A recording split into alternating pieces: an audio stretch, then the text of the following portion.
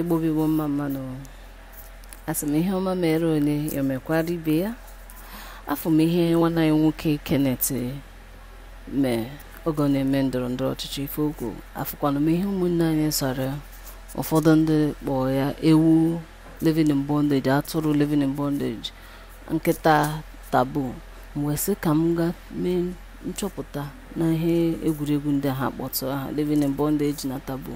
N'oge mmecha nchọpụta ọ tụrụ m n'anya ihe Andy mee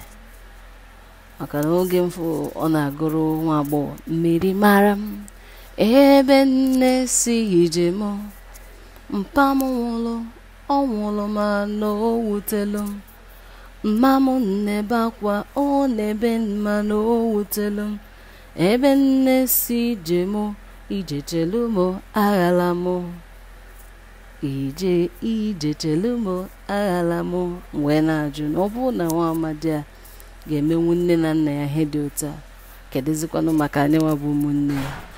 Ọ tụrụ m n'anya biko na ụmụnne m na-egbu na-egbu maka na ugbo ya unu ga-ata ya ngwana na asị m unu sobe Igbo onye ọbụla sobe Igbo ama ndanata Igbo dịka echi maka echi ada agwụ agwụ soba na Igbo ọ ga-adịrị unu na mma gbanụnụ.